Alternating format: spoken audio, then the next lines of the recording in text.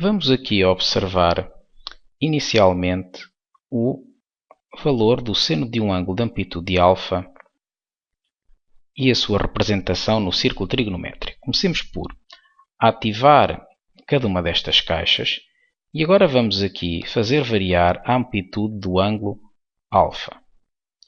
Podemos observar uma linha a vermelho a aumentar. Portanto, trata-se de um segmento de reta que une a origem do referencial onde está aplicado o círculo trigonométrico ao ponto de coordenadas 0, seno de alfa. Portanto, este ponto que estamos aqui a observar não é mais do que a projeção do ponto P no eixo ou no semi-eixo positivo ao y.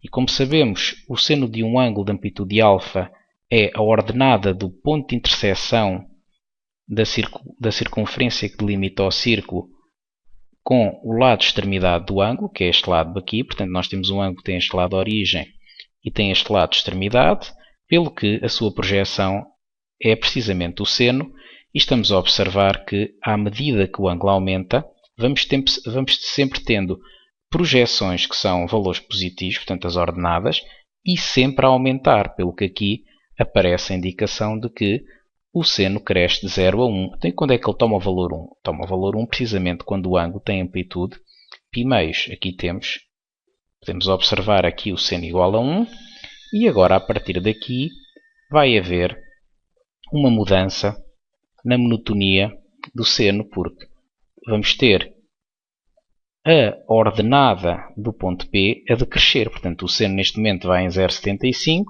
0,69, vem a descer, sempre positivo, decresce até ao valor nulo, atinge este valor quando o ângulo tem amplitude π, aqui o temos, e continua a decrescer e fica pela primeira vez negativo. Portanto, estamos a observar a ordenada do ponto P a diminuir até que atinge o seu valor mínimo, que é menos 1, e agora voltamos a ter a crescer porque fica cada vez menos negativo. Portanto, menos 0,85, o valor do seno, menos 0,73, cada vez aumentar mais até que chegamos ao 2π e voltamos a ter o seno igual a 0, que foi precisamente o ponto de partida.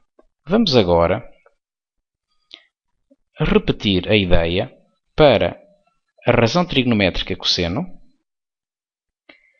e vamos, portanto, observar desta vez uma linha a verde e que o cosseno começa a tomar o valor 1, é positivo, portanto, o cosseno por definição é a abscissa do ponto P, portanto, a abscissa do ponto de intersecção do lado de extremidade do ângulo com a circunferência que delimita o círculo, e observamos um cosseno a decrescer, agora vai em 0,82, 0,72, portanto está a diminuir, sempre positiva. Portanto, no primeiro quadrante eu vou ter um cosseno que vai ser positivo. Portanto, nós temos aqui num círculo trigonométrico que este é o primeiro quadrante, este é o segundo, este é o terceiro e este é o quarto quadrante.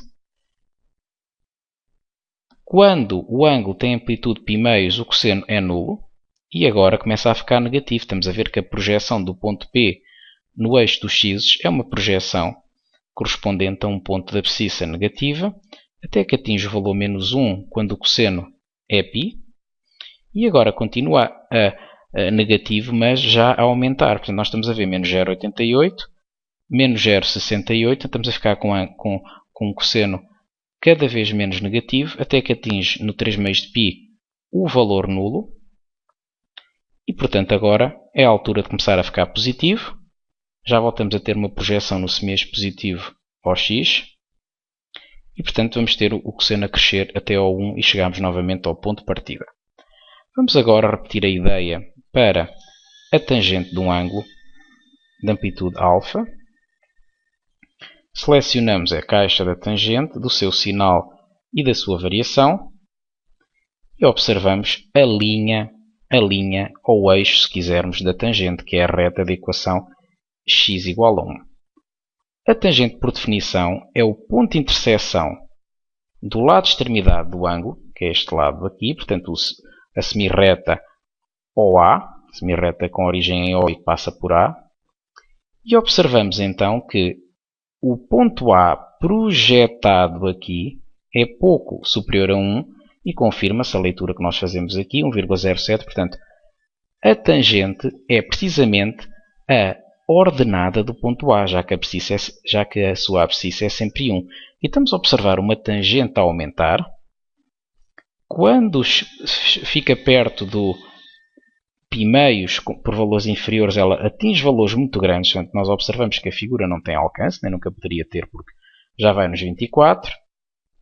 A tangente 48, 90 e poucos, 1255 e temos neste momento um ângulo que não é π meios, mas que já se confunde com o semieixo positivo ou y. Portanto, quando atinge o π meios, nós vamos ter uma reta ou uma semirreta OP paralela à reta x igual a 1 e a tangente não está definida. É por esse motivo que aqui temos esta linha tracejada. A tangente do π meios e do 3 meios de π não está definida. Portanto, observamos uma tangente sempre a crescer. E agora, quando ultrapassamos o π meios, começamos a ter uma tangente negativa.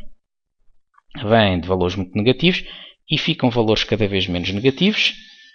E a aproximar-se do zero, portanto, reparemos aqui que a leitura da tangente, neste caso, já não se faz no prolongamento do semieixo OP, portanto vai-se fazer o prolongamento deste semieixo para o lado contrário ao encontro da reta x igual a 1, que é o eixo das tangentes, e por isso vamos ter que ler neste prolongamento, novamente o ponto A vai ter de ordenada, a sua ordenada vai corresponder ao valor da tangente do ângulo alvo.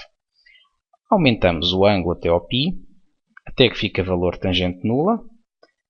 Sempre, neste caso, tinha uma tangente negativa, agora vai passar a positiva, mas sempre a crescer.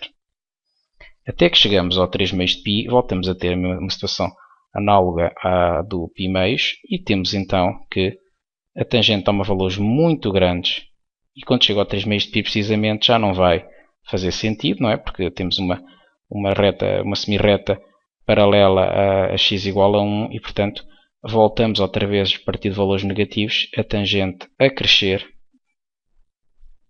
desde menos infinito até ao valor zero e chegamos novamente ao início.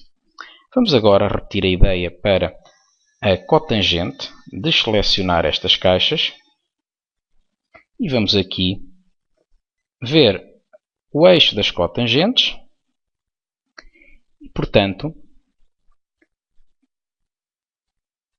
o eixo das cotangentes é a reta de equação y igual a 1 e temos então, começamos com uma cotangente muito grande, portanto a cotangente zero não existe, não está definida, mas a partir do zero ela vai decrescendo, temos ali que corresponde a cotangente à abscissa deste ponto P, portanto neste caso está a 1.16, como podemos observar aqui e também a leitura neste referencial. Aumentamos a amplitude do ângulo até que quando chegamos ao π meios ficamos com uma cotangente nula. Agora ficamos com uma cotangente negativa, portanto porque a abscissa do ponto B é negativa e começa a diminuir muito até que quando chega perto do π fica uma cotangente muito grande, neste caso está a 1600 e pouco. No π não está definida e agora vamos ter que projetá-la do outro lado, portanto temos que prolongar o lado de extremidade deste ângulo para o lado oposto para ir ao encontro do eixo das cotangentes e, portanto, cotangente positiva, sempre a diminuir, a decrescer, até que chegamos ao 3 meios de π, vamos ter uma cotangente nula e depois então voltamos a ter uma cotangente negativa, sempre também a decrescer, cada vez mais negativa, e quando chegamos ao 2π temos uma cotangente que simplesmente não está definida, portanto ele aqui não tem, eu estou aqui a assinalar a 2π, mas ele não chegou bem a atingir, está a dizer que é um valor muito pequeno, mas isto está a ser muito próximo de 2π radianos, 6,28, mas não chegou a atingir, então diria logo que não estava definida neste ponto.